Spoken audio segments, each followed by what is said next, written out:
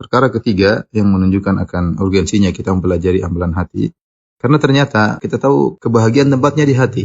Kalau dalam hati kita ternyata dipenuhi dengan penyakit-penyakit hati, menjadikan kebahagiaan kita semakin berkurang. Akan tapi kalau semakin bersih hati kita, maka kita semakin bahagia. Lihatlah kalau orang kalau kena penyakit hati, bagaimana dia mau bahagia? Misalnya dia memiliki sifat tamak. Dalam hatinya tamak, pingin ini, pingin anu, pingin. Kapan dia bahagia? Lain halnya kalau seorang qanaah, dia nerima ridho dengan pemberian Allah Subhanahu wa taala, maka dia mudah meraih kebahagiaan. Tidak pasti sebagian orang mungkin hidupnya sederhana. Mungkin kita bicara sekarang orang lagi senang goes misalnya, ada naik sepeda. Sepeda sederhana udah bahagia. Ada orang tidak bahagia sudah punya sepeda bagus, pingin lagi yang lebih bagus, pingin lebih bagus, tidak ada kebahagiaan. Kenapa? Karena masalah hatinya ya. Kapan hati kita terkena penyakit hati tamak, susah kita untuk bahagia. Contoh jika hati kita terkena penyakit hasad. Kita sudah diberikan pemberian oleh Allah Subhanahu wa taala. Tapi setiap kita memandang yang lebih memiliki harta lebih banyak daripada kita, yang lebih kaya daripada kita, yang lebih terkenal daripada kita, yang lebih ini daripada kita, yang lebih anu daripada kita, maka kita tidak akan pernah bahagia, tidak akan pernah bahagia. Karena jika seorang ingin bahagia, dia harus bersihkan hatinya. Contoh, orang kalau ikhlas, dia semakin bahagia. Kenapa? Yang dia pedulikan hanyalah bagaimana komentar Allah terhadap amal dia. Yang penting Allah sudah lihat, sudah selesai. Tapi bayangkan orang yang tidak ikhlas.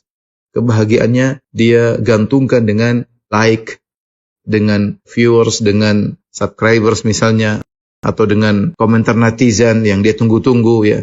Sehingga akhirnya dia tidak bahagia. Demikian juga kalau seorang misalnya dia punya penyakit hati dendam, susah memaafkan. Bagaimana dia bahagia? Dia punya masalah sama 10 orang, dia dendam kepada si A, nomor 1, kedua, ketiga, sampai 10.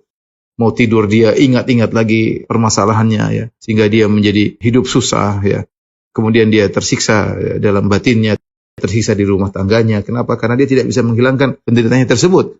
Sehingga terkadang penderitaannya tersebut berdampak pada suaminya, pada istrinya, pada anak-anaknya. Oleh karena orang kalau ingin bahagia, ya bersihkan hatinya. Karena kita tahu tempat kebahagiaan adalah di hati. Perkara yang keempat yang menunjukkan akan urgensinya kita belajar tentang amalan hati. Dan juga mengenal tentang penyakit-penyakit hati. Banyak orang tidak sadar tatkala mereka ditimpa dengan penyakit hati. Lain halnya ketika mereka ditimpa dengan penyakit badan. Ya, kita rata-rata ngerti dan ngeh ketika kita terkena penyakit badan ya. Ada sinyal yang menunjukkan kita sedang sakit. Tapi betapa banyak orang terkena penyakit hati tidak sadar. Dia terkena penyakit sombong, dia merasa tidak sombong. Dia terkena penyakit riya, dia merasa tidak riya. Dia terkena penyakit hasad, dia merasa dia tidak hasad. Dia terkena penyakit pemarah, dia merasa dia orang yang bijak. Subhanallah, banyak orang terkena penyakit hati, dia tidak sadar. Ketika seorang terkena penyakit hati, dia tidak sadar bagaimana dia berusaha untuk memperbaiki hatinya. Sementara dia tidak merasa berpenyakit. Maka dengan kita mempelajari tentang amalan-amalan hati, dan lawan-lawannya itu penyakit-penyakit hati, kita akan bisa mendeteksi sedini mungkin penyakit yang sedang menimpa hati kita. Kalau kita sudah mendeteksi penyakit-penyakit hati kita, kita mudah untuk menyembuhkan penyakit-penyakit tersebut. Sebagaimana penyakit badan, kalau dibiarkan akan bertumpuk-tumpuk, semakin meradang dan semakin parah, ya kalau tidak segera diobati. Maka demikian juga penyakit hati. Penyakit hati, kalau dibiarkan akan bertumpuk. Hasad semakin hasad, riya semakin riya, dendam semakin dendam, suudzon semakin suudzon. Kalau kita tidak selamatkan segera jiwa kita, hati kita, maka kita akan semakin parah dan ini berbahaya bagi seseorang. Kemudian perkara yang berikutnya, yang berkaitan tentang urgensinya kita belajar tentang amalan hati. Karena ternyata amalan hati adalah amalan-amalan yang agung. Para ulama mengatakan amalan hati lebih afdal daripada amalan jawarih. Terlalu banyak dalil yang menunjukkan bahwasanya amalan hati penyebab utama seorang masuk surga. Bukankah amalan hati itu amalan-amalan yang agung? Iman, yakin, ya, ridha, khusyuk, ya, sabar. Subhanallah. Terlalu banyak dalil yang menunjukkan akan keistimewaan amalan-amalan ini. Berharap kepada Allah Subhanahu wa ta'ala, takut kepada Allah Subhanahu wa ta'ala. Ini amalan hati yang pahalanya sangat luar biasa. Lebih afdal daripada amalan-amalan jawarih. Karenanya datang dalam satu hadis ya tentang bagaimana seorang yang tidak hasad, kemudian Nabi mengatakan dia penghuni surga. Satu hari Rasulullah SAW dan para sahabat sedang berkumpul, tiba-tiba ada seorang akan lewat. Kata Nabi SAW, "Yatlu alaikumul an rajulun min ahlil jannah." Akan lewat sekarang muncul seorang penghuni surga. Tiba-tiba ada seorang laki dari kaum Ansar keluar, dia gantung sendalnya, kemudian masih ada tetesan air wudunya, kemudian dia berjalan.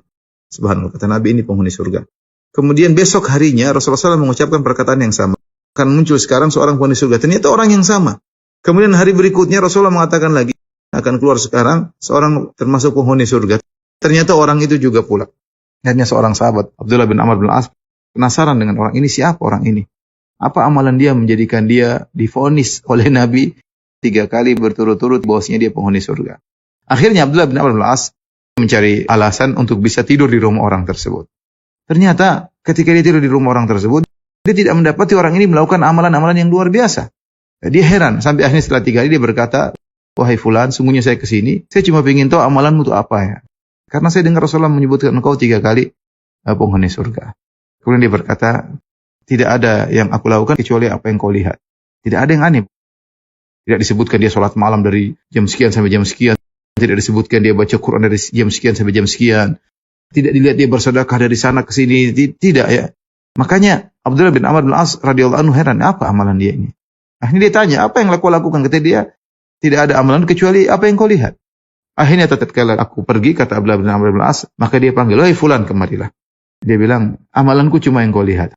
Hanya saja aku tidak pernah hasad kepada nikmat yang Allah berikan kepada orang lain. Subhanallah, ternyata ini amalan yang luar biasa. Tidak pernah hasad sama sekali yang buat dia dimasukkan surga oleh Allah Subhanahu wa taala. Kata Abdullah bin Amr bin As, hadzal ladzi la nutiqu. Ini yang kami tidak mampu untuk memilikinya. Oleh karenanya, seorang berusaha berjuang untuk memiliki amalan-amalan hati, karena amalan hati pahalanya besar dan sebab memasukkan seorang ke dalam surga dengan mudah. Sementara kita dapati banyak orang yang perhatian dengan amalan jawarih, lupa dengan amalan hati. Wallahu a'lam bishawab.